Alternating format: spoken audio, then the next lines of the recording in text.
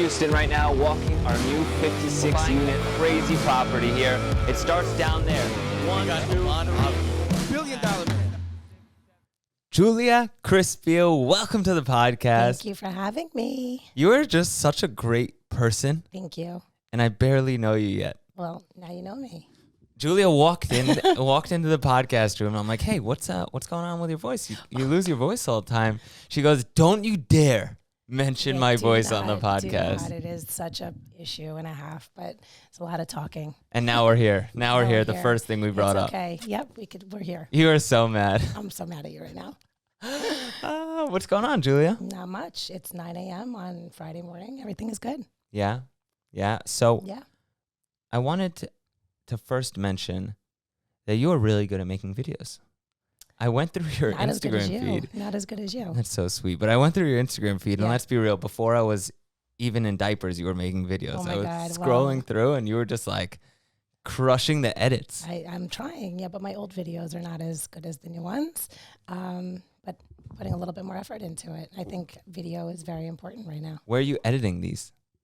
Depends on the video. On Instagram itself? No, I'll use like apps to do my own.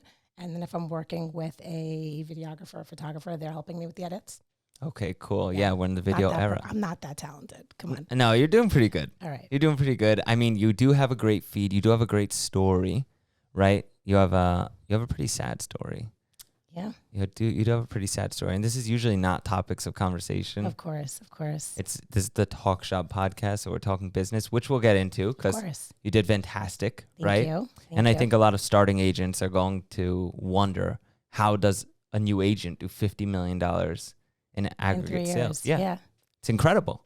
That's incredible. Thank you. It's a lot of hustle and it's a lot of time and effort and focus. I think this is the first only like the one-on-one woman on the podcast. Really? Yeah, I've had like women guests. I'm honored. Yeah, you're a superstar. Thank you. So are you. Thanks so much. And we ran into each other at an event that you hosted the other day. Yep, exactly. You brought bankers together, a lot of people in real estate. We had a great group of panelists, top industry leaders. I like to surround myself, obviously, with people that are very empowering and they're educated and folks that are looking to elevate. So, not small-minded people, just really, surrounding yourself with higher thought folks. Does that make any sense? Yep. Before real estate, what were you doing? So for 17 years, I was a corporate meeting and event planner. And I worked in finance. I planned pharmaceutical meetings and conferences. So everyone's like, oh, you were a party planner. And that was like the worst thing that people would say to me because I'm like, no, I don't plan birthday parties. And no, it was corporate. So a lot of travel, a lot of details, a lot of, senior level executives, the Fortune 500. Private companies. Business, or you worked somewhere? So I worked for a few companies and then I went on my own and was a consultant for a few years. And then COVID hit. And then that was the end of that. So COVID was the transition. So in between, obviously, my whole story, I wasn't working for, that first year or two. And obviously, we'll get into that. Yep. But and then COVID hit and everything shut down. Events shut down. The hotel industry shut down. Anyone that was planning conferences, they became virtual and on Zoom. Obviously, now it's back. But now I think my head is like, not there anymore. Way out of there. Yeah. I'm not really into. Where did you make more money? It was, you know what? I don't know. I mean, realistically, I think real estate, I'm doing obviously better at this point right now as I'm growing and as I'm elevating. But it was a different type of experience. The benefits were different. I knew it was stable. I was getting a paycheck. This is like a straight hustle. It's a completely different type of business. Yep. And Julia Krispeal is a hustler. I am a hustler. What happened to your husband? I don't want to misspeak and assume, so you tell me. Sure. So, it's like 7 years already. So unfortunately, he passed away on August 25th, this last year, I'm sorry. 2022. And it was quite the journey. He was a very strong, very fit, very healthy man. A month after he turned 40 years old, his arm started to get weak, and then it went to the other arm, and then he was like, something's off. I think I need to go to the doctor. They couldn't figure it out. We literally started running around the country because it continued to progress. And as time went on, he just continued to get worse and worse. He started to atrophy. His muscles started to like deplete. He was still able to walk, but like the functionality started to change, where it was even hard for him to like brush his teeth, get dressed, take a shower, everything. So it was like the progression of that. At the time, my kids were only 3 and 1 years old. I have 2 boys. And they drive me crazy, but I love them to death. 2 boys, very rambunctious, but good kids. So he was obviously declining over time. And again, we traveled all over the country. We went to Mayo Clinic. We went to California. We did X, Y, and Z, like all over the place to try to find some sort of miracle or cure. And despite everyone telling us that stop running around and just focus on today, which part of me says I wish we did more of rather than running and running. He continued to decline until the first year and a half, and he went into cardiac arrest, respiratory failure, and basically coded at North Shore University Hospital for 15 minutes on the table, like in front of me.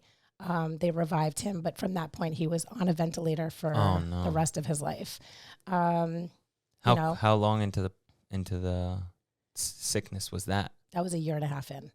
Also, year and a half. Yeah, he was ventilated for a long time. For a long time. So then, from that point, obviously, we got him out of the hospital. I had to work on getting him in-home care. He was in and out of rehab facilities because obviously on a ventilator, you have to learn how to like function and do things. And believe it or not, I actually have videos of him walking with the ventilator. Wow. Like attached to him. His arms didn't move. Strong man. So very, very motivated to like conquer this. And what was it? So he was diagnosed with ALS. But it took a very long time to get that diagnosis. It was a lot of different types of doctors and different evaluations. And unfortunately, there's no real test for it. And that's the big misconception that people just automatically assume, oh, like you could figure it out and there's a test for it. It's not like cancer where you could check your blood cells and everything else. It's a little bit more difficult to detect. From the moment you started talking about this, I've had chills and I'm like a wave of sadness. Yeah, it's interesting because everyone's like, it's so sad. And it is obviously, but to see somebody that you love and that you have, a family with and you have a future ahead of you completely decline in front of you, you kind of like put these blinders on where you're like straight focused is to like help get that person better, obviously. And if it's your own husband, like myself, it was my husband. So I was like, we're not losing the father of my kids. Like, we're just going to keep fighting for it. And you know what? He wanted to fight. He didn't want to give up. It was not anyone else but himself that had that determination. So. And you have 2 little kids. Right. How old are those boys now? So now they're 8 and 10. Got it. Right. And do they have their father's looks or your looks? I think it's a mix. A mix? It's a mix. I mean, with all due respect. Yeah. He was way out of your league. I saw the pictures. I guess so. This guy was holy handsome. He was a good-looking guy. I know. I gotta like fight all the girls off of him. I mean, that guy was a good-looking guy. He looked fit. I saw the pictures before you walked in. Yeah. You guys are a beautiful family. Your kids are beautiful. Yeah. He was. He had his stuff together. He was great at sales. He was like always thinking business, everything, no matter what he did. But he was just like a good, genuine person, and then just like wanted to, just have a good time and live life to his fullest. That was his thing. He lived like, some people go through their whole life and they're like 80 years old and they're like, I should have done this, should have done that. Like he crammed everything in to live his life and do everything that he wanted to do. And that's the lesson you take out of it. Yeah, and that's what you learn. Like, you want to do something, go do it. Don't let anyone or anything stop you. Because the time could run out like that. You just don't know. He was Moroccan Israeli, right? He was. That's beautiful. Feisty.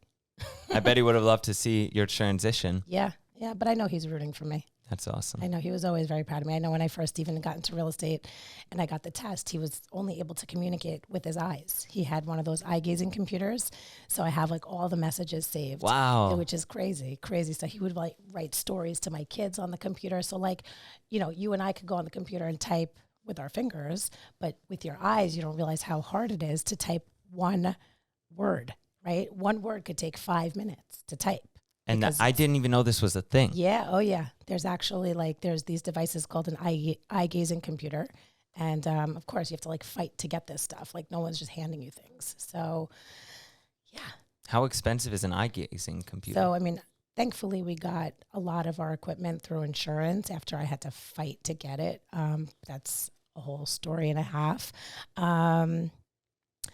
Yeah. When he first got on the ventilator, I had to basically go through hoops to get him the care that he got. But then we ended up getting him in-home nursing. Everything ended up getting covered. But in the beginning, we spent a few $100,000s on his care out of pocket. All while you're building your new real estate career. Well, this was a little bit before. I see. Yeah. Oh, yeah. It was right before. It was right before. And then you're transitioning. Yeah. And then I was like, shoot, now it's COVID. What the hell am I going to do to support my children? I have nothing, literally nothing on the table. Had tons of bills. Obviously, we live in Long Island. It's not, the cheapest place to live. It's damn expensive right. in Long Island. And then you're right, exactly. The quality of life here. And you're a North Shore girl. You're in the rich part of town. I'm a South Shore guy, you see. Excuse me. I am from the South Shore. Oh, you are? I'm a South Shore girl. I'm from Oceanside. So humble beginnings leading to the North Shore. Yeah, you never forget your roots, right? So Where do you live now? I'm in Roslyn Okay. Heights. Okay, true Jewish community over there. It's mixed. We're Is very it? mixed up over there, yeah. It's really Roslyn nice Heights. over there. Yeah, I like it. It's a nice community, great people. And you focus your real estate sales on the North Shore, in the North Shore? Mostly. I've done some deals on the South Shore. I've even done a deal in Westchester. So I'll go wherever. Obviously, a lot of my business is referral based, which is awesome. Believe it or not, I get a lot of, even referrals through my social media, but a lot of it is personal referrals. And did you start out with Sirhan? No. So I started 3 years ago with Daniel Gale Sotheby's when I got licensed. And I'm not going to be ashamed of this, but I failed my real estate test twice. Wow. Because I'm not a book smart kind of girl. That's all right. Yeah, me and books and studying and that kind of stuff is just I'm not good at it. You proved it with your sales. I did. So, sometimes you have to fail and keep it moving. Yep. Keep going, please, about the real estate business. Sorry, what were we talking You about? ended it on the I failed. I failed twice. That was a steep decline right there. Oops, should I have said that? Sorry. No, it's all right. It's all I am right. studying for But my usually you broker's come license. back, Yeah. and then I crushed it, but it's all right. You Okay. failed, and then it's like, obviously, I'm doing something right. yeah. Right? And all referrals. That's beautiful. Yeah. So Mean- I had means to you're start selling. somewhere. So I started with Daniel Gale Sotheby's on the North Shore. I had an amazing mentor, and that's another sad story in itself because I was with him for a year and a half, and then he unfortunately passed away. Wow. Young age, also married, 2 kids. And I was like, okay, what the heck is going on? And it was just such a tragic situation, but I learned so much from him and the core values of just this business and just being in business, around these types of people. So I bring that with me all the time. Amazing. And then sad. I switched over. So your mentor passes away, you make a transition. Yeah. So basically we Was that a big brokerage? Yeah. Definitely. I think there's 900 agents just on Long Island, but we're part of the Sotheby's community. Got it. And then somebody took over. I mean, I know Sotheby's is big, Yeah. but I mean that specific brokerage. Yeah. It was a big all over Long branch? Island. It's a big branch. It was the second largest in Long Island. So somebody took over his role and you decided to leave? No, I just decided that I needed a change. I needed something a little bit different and just a little more innovative for me personally, just to think outside the box. And I like to try different things and see, when I know I have certain tools in my own toolbox that I know that I could help elevate another company or just even obviously for myself. So I switched over last March. Sirhan is a new company. Now it's 2 years old. Yep. And things are going great. So we're just transitioning into Long Island, just getting it all going. Awesome. So, yeah. My cousin David used to work a lot with Sirhan. Oh, did he? Okay. So I met Ryan a couple times. Cool. And I feel like it's a different person on and off camera.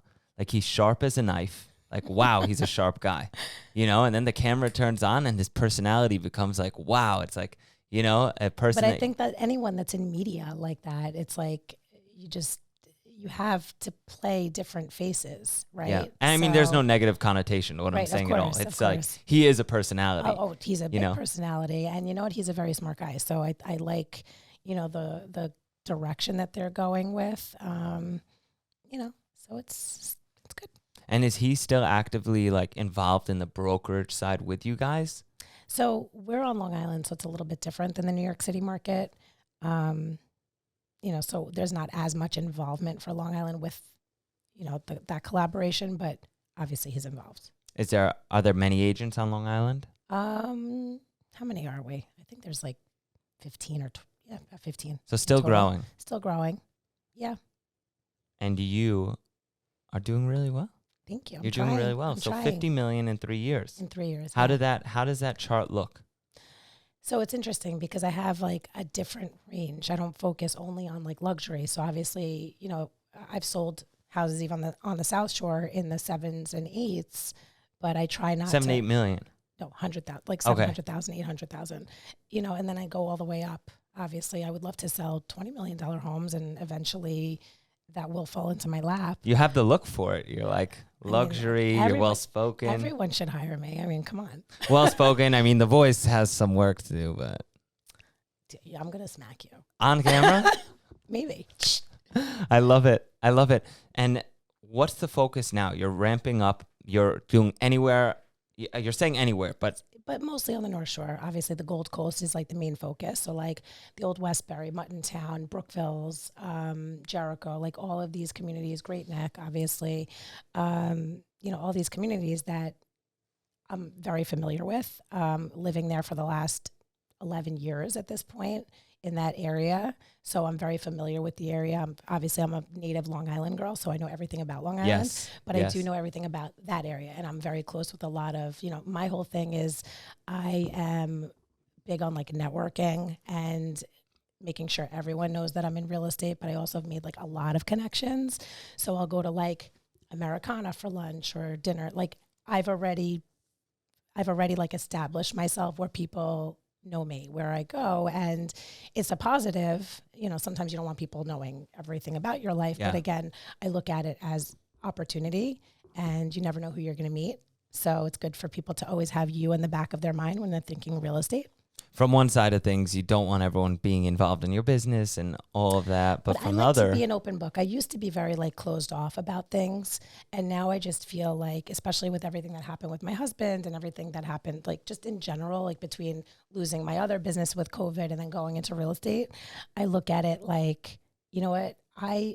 That's just where society is going. Like, I just feel like even the younger generation, everything is out there. It's an open book. As long as you're doing Agreed. it professionally and you're classy and not doing anything stupid, obviously you can actually excel and do a lot better with your own personal branding and your own business. So that's pretty much the route that I'm taking. and the word of mouth, are you like giving a call to action to these people to have them talk about you all the time, or is it just I think it's just performing? organic. I think it's all organic. People just reach out to me. It's just, you know. Oh, they're reaching out to you. Yeah. Oh, that's A wonderful. lot of people reach out to me. That's like the dream for real estate I agents. mean, it's not always easy, but I mean, I'm not like, I need to step up my marketing a little bit personally. I think everyone says that. Yeah, but it's so hard. Is it? You have an assistant for me?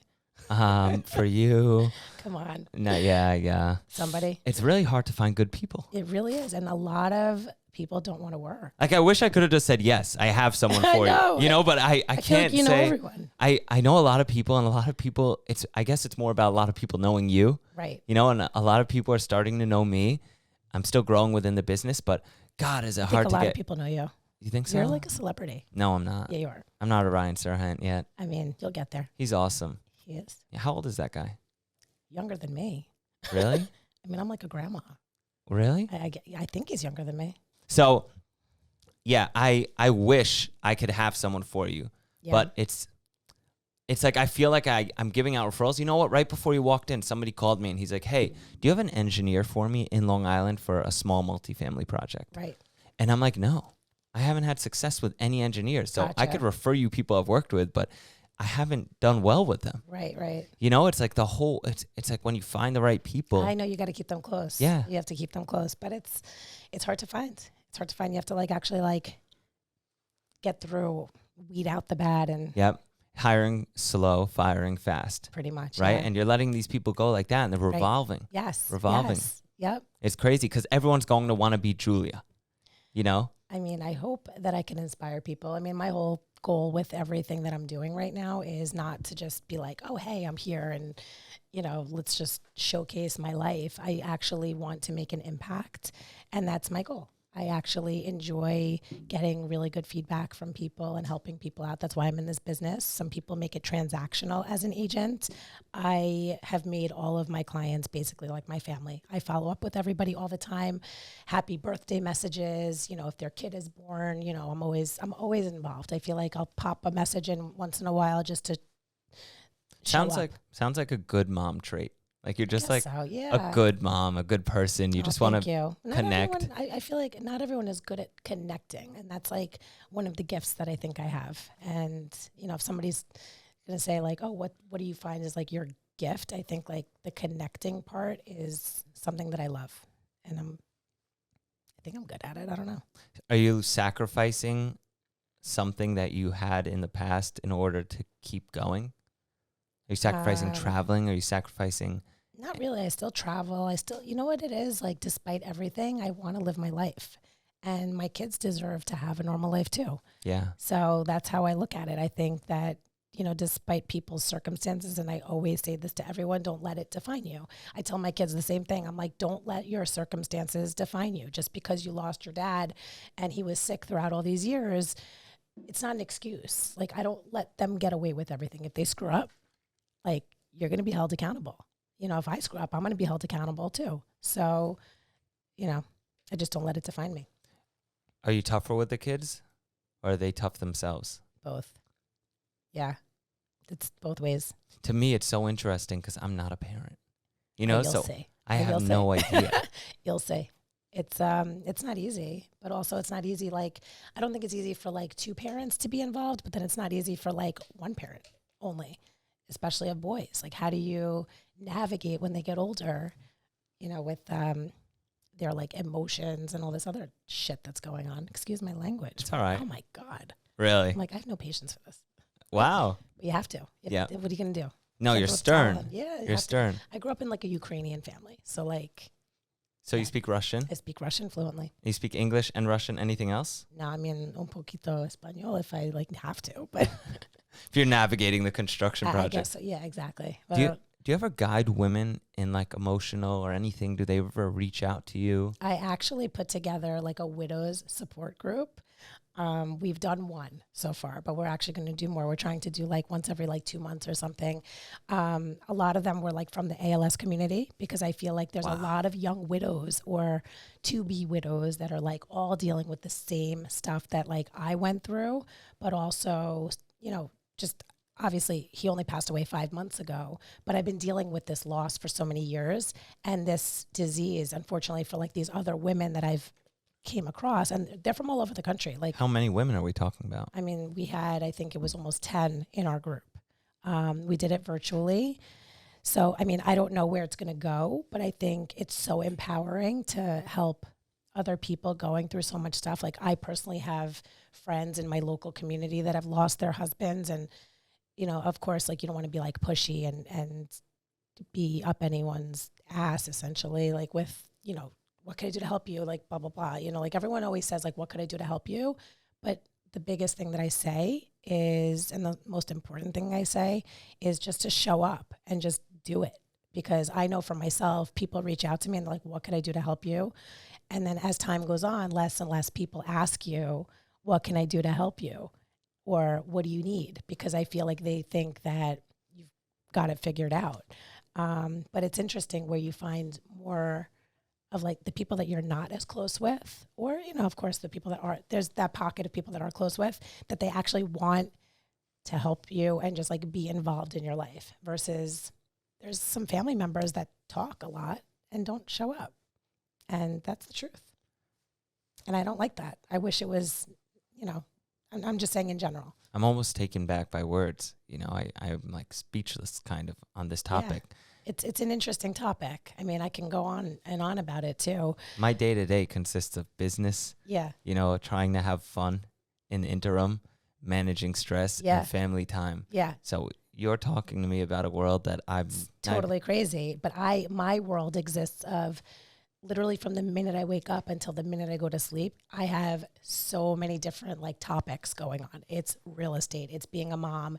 It's, you know, being a good daughter, helping my parents out if they need help. You know, just friends calling, need this, that. Like you just always want to be available. And that's just how I've always been. So it's hard to shut that off, you know, but that's how it is. Are guys trying to hit on you now? After all this Tell them good luck. happened? Get in line. Good luck. So, but is it true? Like, are guys sliding in the DMs? Because your social media is ramped up. It is. It's totally picked up. So I do get random DMs, but I shut everyone down. I don't have time for it. You're just like cold. I don't. Yeah, like I'm kind of mean. I'm like, F off. Yeah. You're not in my radar. Peace. But that's good. You're a loyal woman, like a good woman. You know. Yeah. Listen, don't try to slide in my DMs. You're not getting anywhere with that. Unless you have a listing. Unless you're doing business with me, then we could talk. But usually that's not through a DM. Well, actually, you know what? Or first thing, actually. First thing you told me when you walked in here was like, look at this message I just got from somebody at McDonald's. Right. Exactly. That was this morning. Somebody saw the Long Island Press from this month, and it's an older, obviously, gentleman with his wife. They went to McDonald's to have coffee, and they were reading the article and were inspired by it. So I think, I think it's great that somebody picked it up, read it, was inspired and motivated by it, and actually sent an email. You know, it's interesting how that acknowledgement goes such a long way. And it just like, not just for myself, but like even to be able to like talk about it, that someone went out of their way to say, keep doing you. Like, that's great. I read the email. They were like, I don't have any business to give you. I was like, really? But what you did was amazing. Yeah. What you and went you never through. know. Someone could refer. They might say, hey, I'm not selling my house, but you know, my neighbor might be, or maybe you can help us with something else. And like you said, it was just so nice. It was so nice. Yes. Yeah. What do you hate about this business? What do you hate about the real estate industry? It's very volatile, which I don't mind too much, but I hate the fact that it's like inconsistent, right? So you have like your highs, your lows, and like there's nothing in between half the time. But, you know, I do like the rush of everything, and I do like the constant go, go, go attitude. I think if I had to sit behind a desk again for years behind a computer, like planning events and like staying so focused and organized, I would probably lose my mind by now. It's not just for like you anymore. Not on my radar anymore. Like I can't even plan my kid's birthday party anymore. Like I have zero interest in it. You're in the New York City go Yeah, attitude. I just have that like go attitude, and I just want to like, you know, just keep growing, meeting people, having fun, live life a little bit. Do people negotiate with you on your fees? They do. They try to, but I'm pretty stern with it. I mean, when they go to work. What do you say? Do You're they discount? Ukrainian? Yeah. So you're stern. Don't mess with me. Smack you. That's great. Yeah. So, no, I So, and it works out for you. You keep your fees, I'm rolling. I'm stern about it because I kind of turn it around. Like, you know, if you're going to work, do you negotiate with your boss when you need to, you know, talk about your salary or about your fees that you make? Like, as no matter what business you're in, like, I think there's a room for negotiation on certain points of the transaction, right? So if you're getting a direct deal or have some sort of relationship with these people, then maybe you can kick something back. Again, there's not as much red tape with the company that I'm at right now. So like there's a little bit of wiggle room, but I don't think anyone should even negotiate their fees. I think, you know, you're doing a job, you're doing a service, you're putting so much money, time, and effort into it. So why should you negotiate your time and your efforts for less when you're doing so much? I think the problem with real estate agents, the agent business, is there's a lot of agents. Yeah. Because the barrier is so easy. Like everyone wanted to be an agent during COVID. Right. But You know? my dog could have sold a house during Yeah. COVID. Is that mean to say? No, it's No, accurate. but like really, like everyone that was like, oh, I'm getting on the parade of like, You have a nice dog? he's so cute. He's 12 years old, Oh. but yeah, he's getting old. So But he he's could cute. sell a house Yes. during COVID. But probably with his tongue sticking out 1,000%. But now everything's just totally It's just shifted. changed, Yeah. right? So now, I mean, which is good for someone like myself because the agents that, might not be producers or not be taking this as a full-time role, someone like myself that is doing this like literally 7 days a week, those people will fall off. And now I'll be able to step up and elevate because there's a little bit more behind me, There's right? blood in the streets Exactly. too. Exactly. Do you help with like the interior design? Do you help with anything specific? So I do have partners that I have synced up with that help on like design stuff, organizational tools, moving, all of those things. I like to have all of them. I call them my toolbox because I like to have that in my back pocket, knowing that someone might ask for it. It's good to be like a full service broker where you have everything available to your clients. Right? Did you go to college, by the way? I did. Where'd you go? So I was one of the Nassau Community College Okay. people. And then I went to SUNY Old Westbury and I got my degree in marketing. I feel like I was get not the like a, sorority vibe from you. no, Like you were I was partying not, in you know what, I college. lived at home. I worked like full time while I was in college and I was like a homebody. So I stayed home. I didn't go away and I really didn't know what I wanted to do. So I just, again, I wasn't like pushed so hard into going away to college. I could have, but I just chose not to. You grew up on the island. I grew up in Oceanside. Your parents were first generation? First generation, off the boat. My brother and sister were born there. You're the youngest. I'm the accident, I guess. I don't know. I see. Yeah. But I think I was the first accident. you were the first accident, yeah. And then my We're brother all- and sister were planned. There you go. You see. And sad the story. oldest? Yeah, I'm the Yeah. oldest. My mother got in a brutal car accident no. like 20 years ago. And they couldn't have any more kids. Oh boy. But my mom's a strong woman. She broke her neck and back. Oh my God, that's scary. Yeah, it was devastating. It was Thank God she's petrifying. okay though, right? Yeah, and she bounced back. Wow, strong woman. Yeah, she had a Strong slim woman. chance of bouncing back, and she did. She's awesome. Awesome. Okay, good. She was in the IDF, my mother. Got it. So it was really, Got to respect your mom. Oh yeah, See? yeah, Got to do that. yeah. It's Oh important. yeah, I'm a big mama's boy. Good. I love her Good. to death. I like after this, I might hit her up and be like, "Mom, let's go to the gym." So nice. Oh, to the gym. She goes with you? Yeah, Nice. yeah. And I make her work, you Good. know, Okay. and she loves it. I love that. That's great. It's So- a lot of respect. You always, especially when you have boys, you want them to respect women, but also obviously mostly their mom. But that all triggers from there. You respect your mom, you're going to respect everyone from that point on. I think that's what it is. Yeah. When you respect your mother figure, whoever it is, you're going to respect women. Totally. I'm very respectful. So I've You always should be. had that thing when we were kids or anything. I Yeah, couldn't yeah. be like the disrespectful one or anything. Right. Like my mom would smack the shit out of Yeah. me Yeah. if I talk, if I even curse about anything. Right. You know? Listen, so some parents are a little too lackadaisical about things and they let things slide. But listen, everyone's dealing with different circumstances and kids are kids. Yeah. So I think my upbringing was fantastic because mom was super cool. Mom and Yeah. dad were super cool. I could almost do whatever I wanted, but it was like respect. right. You know, so as long as you're respectful and you're leading, 1,000%. you're good. Exactly. And just going down the right path, staying in your lane, just keep going. Exactly. And that's what I've done, Yeah, Hopefully I have listings for you soon. I know. That'd be great. So where are you doing a lot of your stuff now? I'm in Long Island primarily, Good. but I'm also in Houston and I'm finding a lot of success You're in all over. Arkansas. Good for Wow, good for you. Go figure, Arkansas. Listen, people are moving. Yep. And no, you know There's what? not Not enough. too many people are moving there, but there's not a ton of supply and there's tons of opportunities. Right. And I'm sure it's the price points are pretty good. Oh, they're fantastic. But it's also a It's not- good people thing. Like I have course. good people there. So Yeah. it works out. Amazing. Good. What's built next it. for you, Julia? Just taking it day by day. I'm obviously staying in real estate, getting my broker's license Oh, fantastic. eventually. Yes. Focusing on that. And I don't know. Every day is a new day. Every day is a new day. I don't like to look too far in advance because I think that if you look too far, then you don't want to set yourself up for failure either. And you just don't know what today or tomorrow brings. So I just go day by day, minute by minute. And I'm here right now. I'm healthy. I'm good. We'll see where it goes. You never know.